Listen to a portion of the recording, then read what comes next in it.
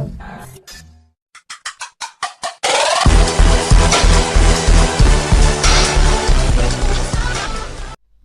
everyone, this is Alex Stop here, and we are back for another review.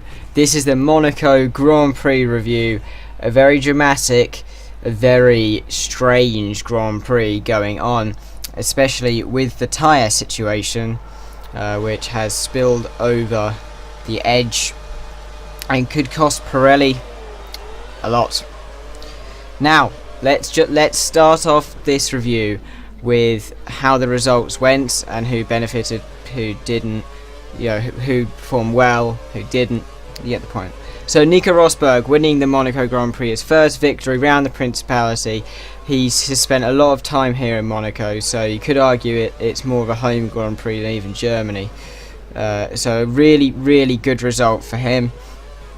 Victory, really controlled victory, excellent on tyre conservation, although that might be due to a test, but I'll go on to that later. Really good on tyres, and on every single restart he completely nailed it off the restart and got, like, every single time I saw like a 1.5 second gap, which is huge. I mean, absolutely humongous every single time. Now in second place we have Sebastian Vettel, who extends his championship lead by a considerable amount after the Monaco Grand Prix, because Rosberg has lost a lot of points this season, and with Rosberg winning, he's beaten all his other championship contenders, such as Alonso, such as Raikkonen, Webber, perhaps you could say he was a challenger as well. Right. So, and then of course after he got the fastest lap, which he went something like 2 seconds faster than the leader, but Rosberg wasn't pushing that much. I don't think that's particularly very fair on the rest of the field, because especially Raikkonen was pushing on those tyres at the end, because he was battling through traffic. So Webber third place, back on the podium now. Very quiet race for Mark Webber. Not many people mentioning him, but it's really good for him to get back on the podium. He's had a couple of difficult races. He's needed this podium. So third place there, good result. Now Lewis Hamilton fourth. Now he was running in second place for a long time, holding back behind Nico Rosberg strategically, saving his tyres. He was doing okay, but then just before the safety car period, on that last safety car lap, he made, he was slowing down too much because he realised that Rosberg would be pitting. So actually, it turns out it was his fault that he didn't come out ahead of the Red Bulls. But at least he missed it for himself. He didn't say it was the team's fault or anything like that. Now for fifth place, Adrian Sutil. Amazing job from Adrian Sutil. 10 points in the bag for Force India straight off the bat. Really good result for Force India and himself. His best result being a fourth place back in Italy 2009, I think. Other than that, I don't think he's had higher. He hasn't had a podium in his career. So Jenson Button sixth for McLaren. Now he said he was disappointed with that, and I can see why, because he should have really finished ahead of Sutil, you would have thought, and that's that extra 2 points. Now for McLaren this season, that's good. That's needed, because Force India are still ahead of them in the Constructors Standings, which is just outstandingly brilliant for Force India. So that's Sutil. Amazing race, amazing overtakes on Jenson and on Fernando into the Lowe's hairpin. Then 8th, Jean-Eric Vergne, equaling his best result. Really, also a really good race for Jean-Eric Vergne. Torro Rosso needs those points. That's 4 points, is it? I think so. Then in 9th place, Paul di Resta, who fought from the back after making a gamble on pit stops via the fact that Pick engine caught on fire, so he had to where he was pitting in order to try and get a jump on everyone else, but there was no safety car, so he fought on those tyres for ages and ages, and then of course he had the red flag period. He managed to change tyres. Now it actually didn't benefit him, he said in an interview afterwards. He said he would have preferred to stay out, but it would have been an amazing run if he could. 10th, Kimi Raikkonen. Now he was hit by Sergio Perez going down into the corner we are about to approach. Yeah, went straight down the inside and hit him, and he got a puncture. And he had to fight his way back from 13th or 14th, and I mean, amazing job by him. He overtook 3 cars, although Bottas admitted afterwards that he thought that he was the leader, so he let him through down Low's hairpin, because Raikkonen went straight past.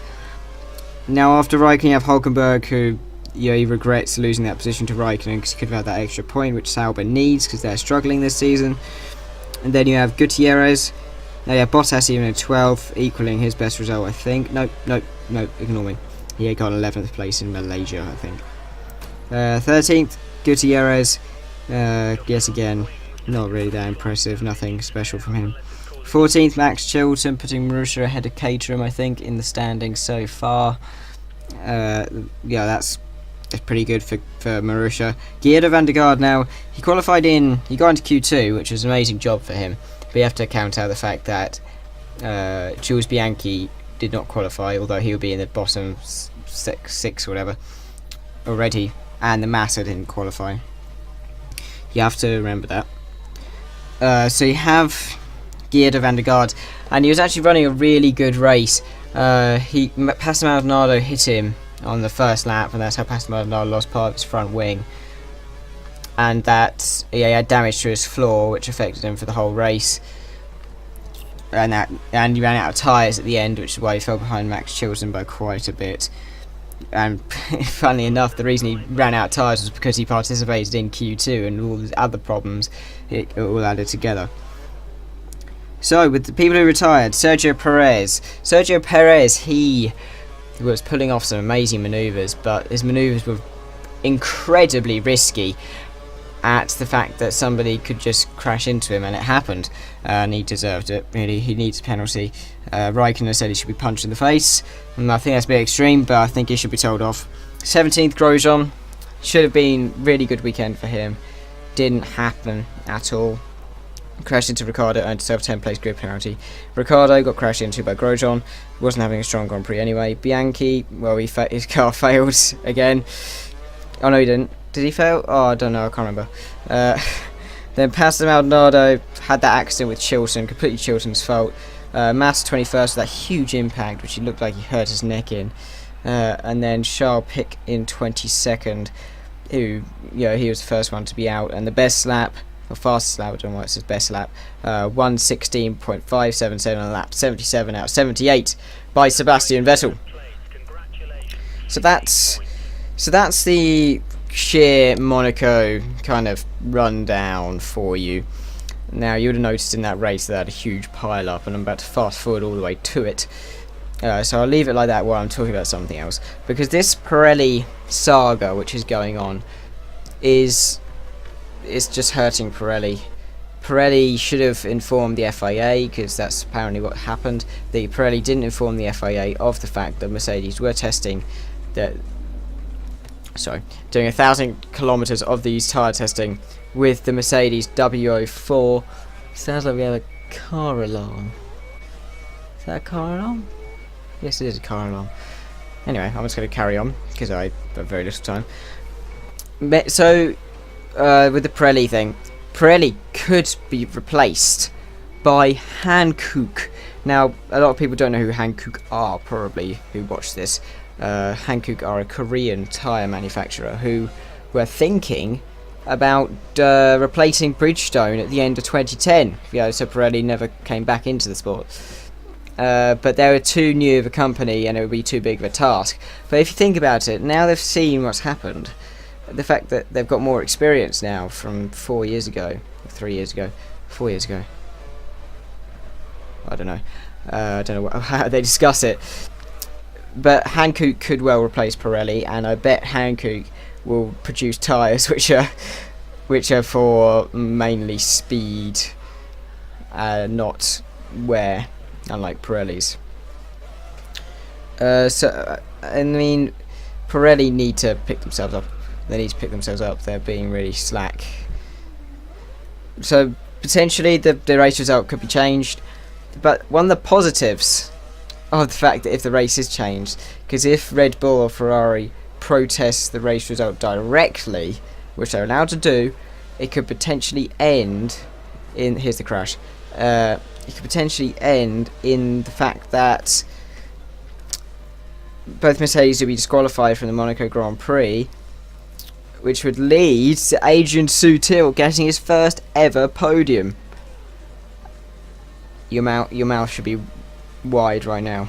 I mean, with shock and excitement, because that is amazing. That is just amazing. And Force India should get a podium this season, I would have thought, with a bit of luck. Interestingly, Paul said in an interview afterwards that the Monaco street circuit didn't really suit their car, and you could see that via the timesheets and the fact they were 1.5 seconds off in practice. But he said that we're looking for a Bahrain-esque performance in Montreal. Now, Bahrain-esque performance where the rest had just missed out on a podium by 2.5 seconds to Grosjean. That is crucial. So could we see Force India coming up at Canada? I think we can. Expect Mercedes at the front for next race? Yes, we can. This has been Alex Stop. This has been my Monaco Grand Prix review. And I'll see you next time. Goodbye.